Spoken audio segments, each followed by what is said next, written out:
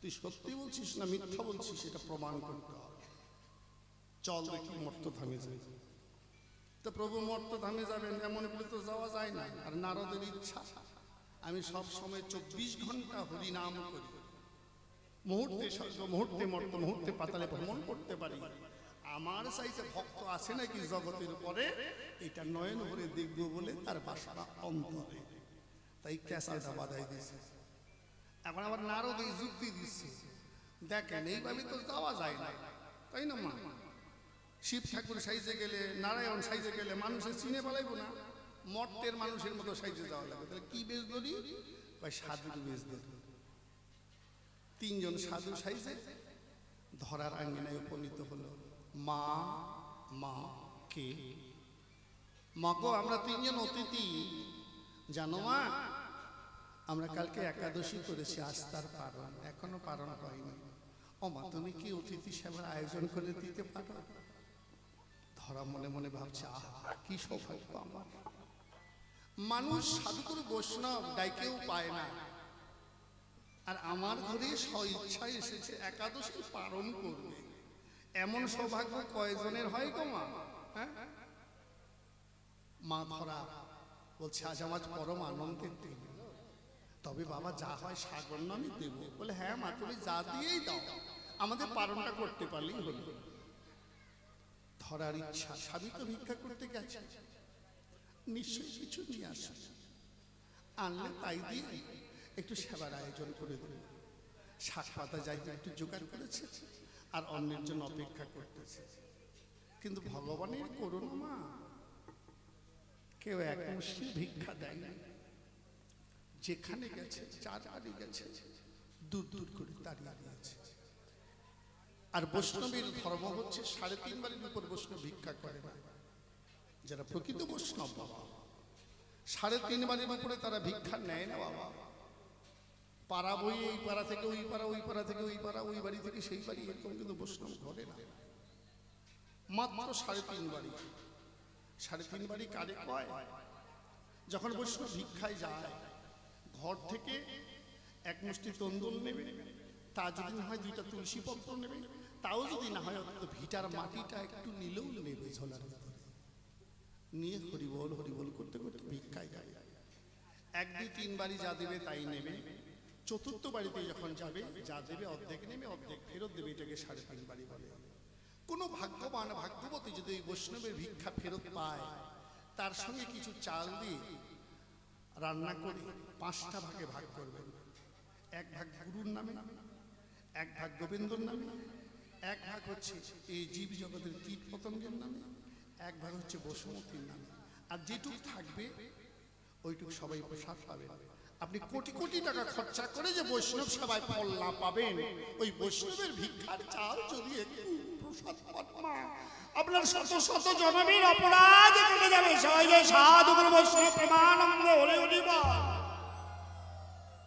তো বৈষ্ণব তো 3.5 বারের উপর ভিক্ষা করে না, কেউ ভিক্ষা দেয়, ভিক্ষাও পায় না।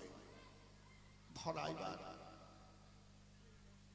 শুধু একবার রাস্তার দিকে যায়, আবার ঘরে আসে। কখন আসবে? কারণ রাস্তার দিকে দেখে স্বামী আসে, ছুটে গিয়ে স্বামীর কাছে বলছে, জানো আজ আমার কত আনন্দের দিন, আজ আমাদের ঘরে পরম বৈষ্ণব 3 জন এসেছে, তারা একাদশীর পালন করবে বলে। কি এনেছো তাড়াতাড়ি দেও। দোনো বলছে, ধরা বৈষ্ণব সেবা, সাধু সেবা সবার ভাগ্যে, সবার হাতে হয় না। ভগবান এমন করে আমাদের জন্ম দিয়েছে দিনহীন কাঙ্গাল করে। বৈষ্ণব সেবা সাধু সেবা দিতে গেলে যে অন্যটুকু, সেটুকু তো আমাদের ঘরে নাই। আজ আমাকে কেউ 1 মুষ্টি একটা তন্দুল ভিক্ষা দেয় নাই।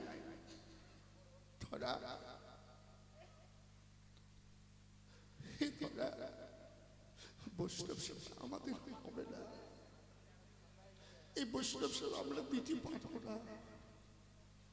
তুই বলে যা। বলে স্বামী তুমি ব্রাহ্মণ এবং বৈষ্ণব, তুমি জানো না অতিথি বিমুখ হলে ধর্ম কর্ম সব যায় রসাতলে। সবার ভাগ্যে হয় না আমি জানি, কিন্তু চেষ্টা করতে তো কোনো আপত্তি নাই। ঠিক আছে, তুমি ভিক্ষায় গেছিলে, তুমি তো আর যেতে পারবে না, আমাকে ঝোলাটা দাও। তাতে ঝোলা নিয়ে কৃষ্ণ নাম করতে করতে চললেন। ওগো নগরবাসী বাবা মায়েরা, আমি অতিথি সেবা দেব গো, আমাকে এক মুষ্টি ভিক্ষা দাও না। যে বাড়িতে যাই দরজা বন্ধ, হয়তো লোক নাই, ভগবান যখন ভিক্ষা পেল না, চিন্তা করছে কোন মুখে ফিরে যাই। আমি তো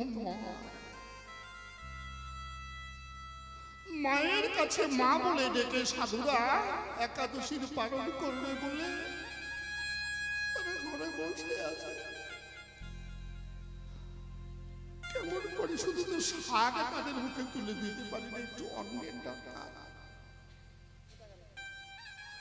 এই পাপ দেহ রাখার থেকে না রাখাই ভালো। আমি এই দেহ নদীর জলে বিসর্জন দেব। গলায় একটা কলসি বাঁধবেন, একটা কলসির সঙ্গে দড়ি বেঁধে গলায় সেই দড়িটা বাঁধবেন, নদীতে ঝাঁপ দেবে। এমন সময় দৈববাণী হচ্ছে, মা তুমি তো একজন মহান মানুষ, তুমি তো জ্ঞানী, তুমি তো সাধু, তুমি জানো না মা আত্মহত্যা যে মহাপাপ। মা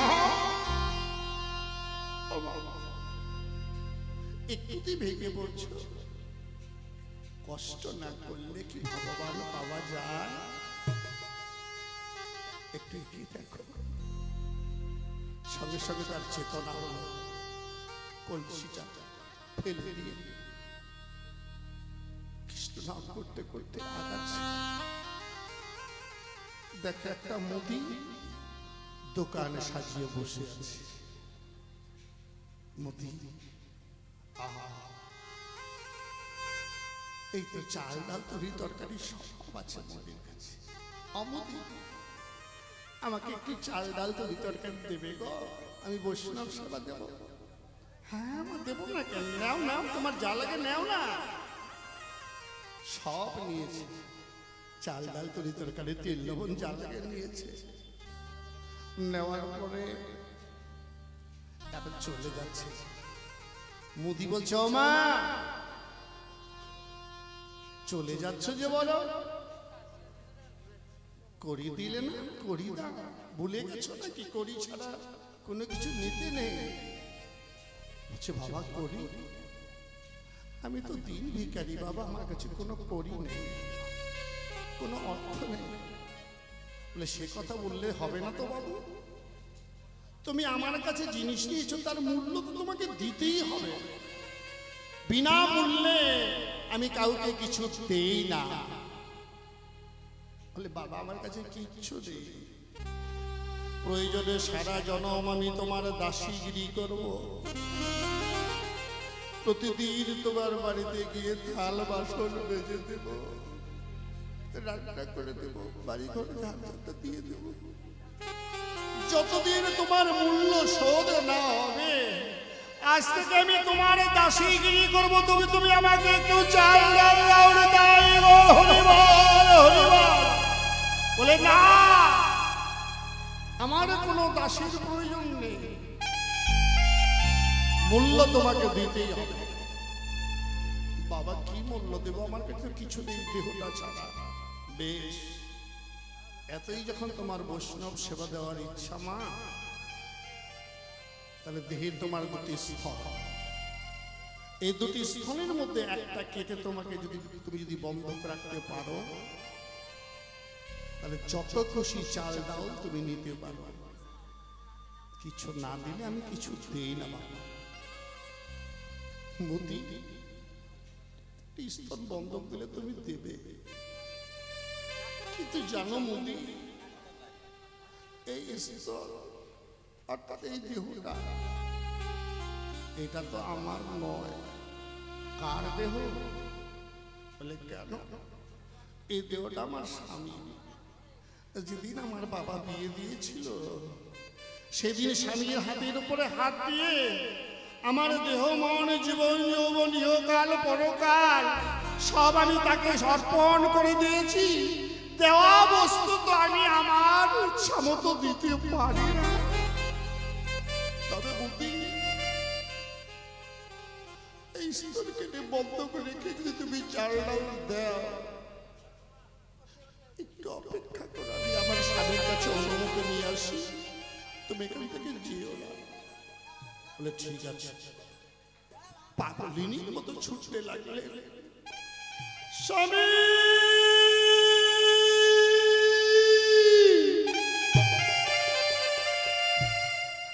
ধরা কি হয়েছে? স্বামী কোনদিন কোনো কিছু তোমার কাছে আমি আবদার করিনি, দাবি করিনি। আজকে একটা জিনিস চাই, তুমি আমাকে দেবে। বলো কি চাই? বলে না, তোমাকে ত্রিসত্য অঙ্গীকার করতে হবে, নাহলে আমি চাইব না। বলে বলো কি? ধরা আমার যা তোমারও তা, যা আমার আছে সবকিছু তো তোমার, তোমার যা আছে আমার, এর মধ্যে স্বামী স্ত্রীর মধ্যে সত্য। হ্যাঁ, আজ আমি যা চাইবে তোমাকে সত্য করতেই হবে। বেশ, আমি আমার পৈতা ছুঁয়ে শপথ করলাম, আমার কাছে দেবার মতো যদি থাকে অবশ্যই দেব। বলো তুমি কি চাও? তারা বলছে স্বামী আমি চাল ডাল পাইনি, এক মুদির সঙ্গে দেখা হয়েছে, মুদি বলেছে আমাকে চাল ডাল দেবে, যদি আমার এই স্তন কেটে বন্ধন রাখতে পারি তবে সে আমাকে চাল ডাল দেবে। স্বামী তুমি আমাকে অনুমতি দাও। না ধরা, তুমি জানো না এই স্তন কেটে বন্ধক রাখলে মানুষ বাঁচে না, সে মারা যাবে। আমি তোমাকে হারাতে পারবো না ধরা। ধরা বলছে স্বামী এই দেহের বিনিময় যদি সাধু সেবা হয়, এই পাপ দেহটা যদি সাধু সেবায় লাগে, কেন তুমি অনুমতি দেবে না বলো? একদিন তো প্রাণ পাখি উড়ে যাবে, একদিন এই মাটির দেহ মাটিতে মিশে যাবে, তার থেকে এই দেহ যদি আবার সাধু সেবায় বৈষ্ণব সেবায় লাগে, তুমি আমায় অনুমতি দাও।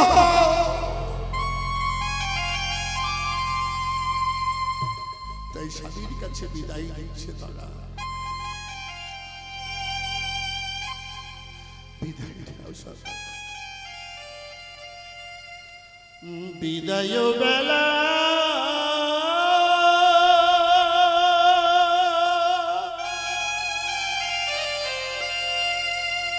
রেখে যাই স্বামী,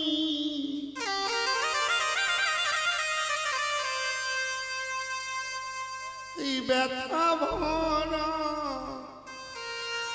আখি জল গো স্বামী, ব্যথা ভরা আখি জল, আর তো কিছু নেই। হবে কি না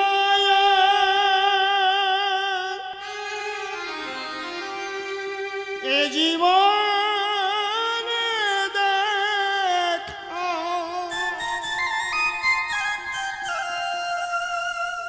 কে মুছাবে আখি জল গো স্বামী, ব্যথা ভরা আখি বিদায় বেলা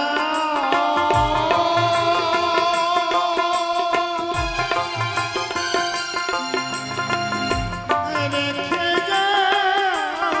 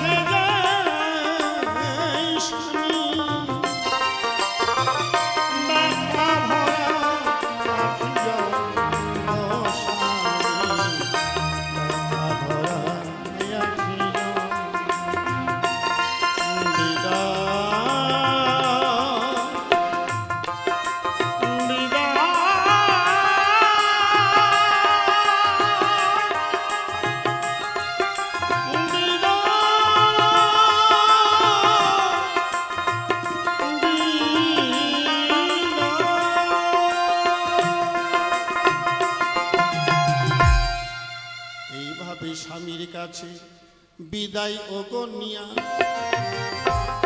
মুদির কাছে গেল উপনীত হইয়া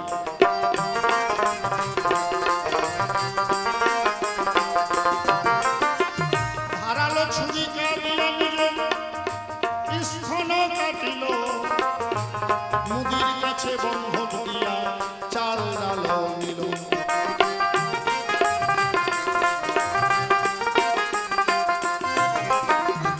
কাপড়ের উপরে কাপড় দিয়া অতি কষ্ট করে চাল এনে রান্না করল মা অতি যত্ন করে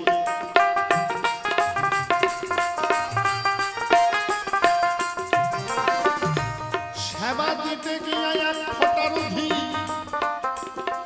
দেখো মাটিতে পড়ে যায় লাভ দিয়া শিবি ঠাকুর উঠিয়া দাঁড়ায়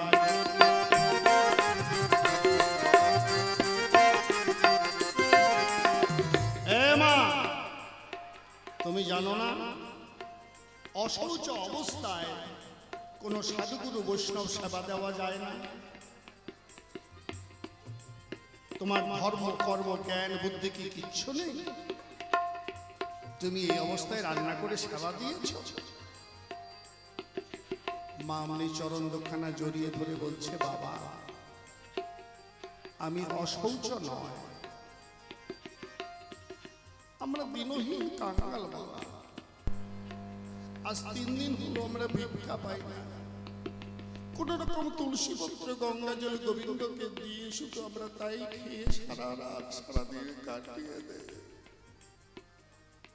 আজও আমার স্বামী ভিক্ষা পাই না আমি নিজে ভিক্ষার ঝুলি নিয়ে গেলাম আমিও পেলাম না রাস্তায় এক মুদির সঙ্গে দেখা হলে মুদি বলে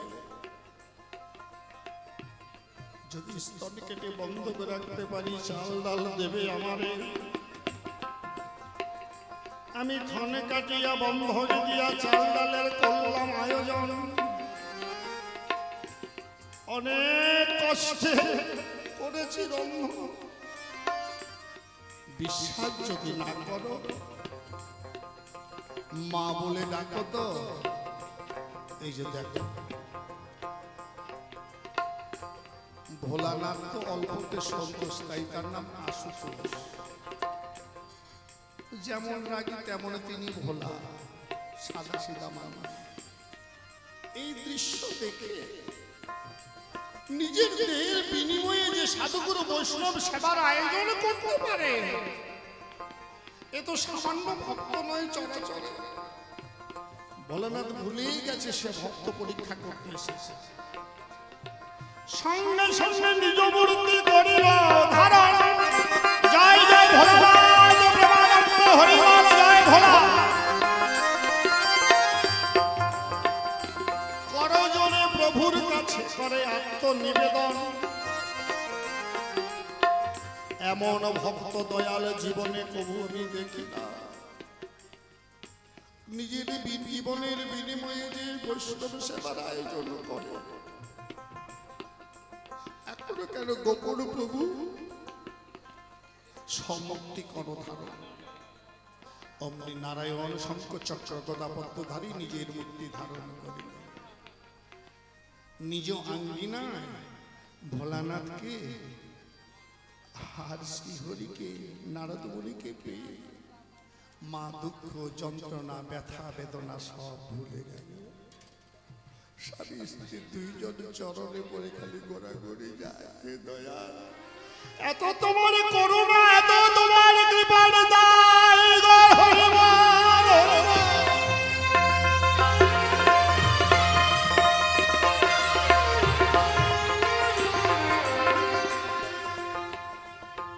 মা ও মা মা বলে যখন ডেকেছি তুমি একটু আমাদের বদনে প্রসাদ তুলে দাও মা আজ নিজের সন্তানের মতো করে মা প্রসাদ তুলে দিচ্ছে ভোলানাথ বলছে, মা তুমিও তো সেবা করনি না, নাও তুমিও প্রসাদ। শ্রীহরি বলছে, বলো মা কি চাও? আচ্ছা চাইবে মা গো, সব দেবো, বলো মা কি চাও? ধরার জন্য বলছে, আমাদের কিছু লাগবে না বাবা, আমরা এতদিন তোমার সাধনা করেছি, তোমাকে প্রাপ্তি হয়ে গেছে, আর কি দরকার? আর অন্য কোনে আমাদের কোনো ধন সম্পদের কোনো কিছুর প্রয়োজন নাই। হরিবার হরিবার। ভগবান বলছে, না দিলে আমি ঋণী হয়ে যাবো গো মা, আমার ঋণ তোমরা শোধ করবে না, আমার ঋণ আমাকে শোধ করতে দেবে না। ভক্তরা খুব চালাক। বেশ, মা যখন বলছো, বাবা যখন বলছো, আমরা তোমার পিতা মাতা হতে চাই, কথা দাও, তুমি আমাদের সন্তান হবে, কথা দাও প্রভু। কাটাই স্তন্য তুমি কোলে বসে পানি করবে, কথা দাও। আমি তোমার মা হতে চাই, হরিবার হরিবার হরিবার। কথা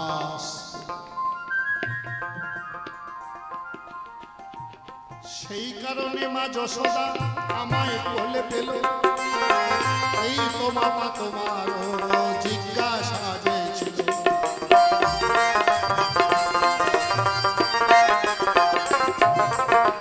যাহা গেলে জিজ্ঞাসিয়া, আমি গেলাম জবাব দিয়া, নাই যে কিছু বাকি। এবার আমি দ্বিতীয় আসরে আবার মাকে ডাকি, অনেক ভাবে বলতে গেলাম, অনেক হলো ভুল, ভুলগুলো করে নেবেন চরণ পূজার ভুল। আমি অতি মূরতি, কিছুই তো নাই জানা, সাধ্য কি কত কথা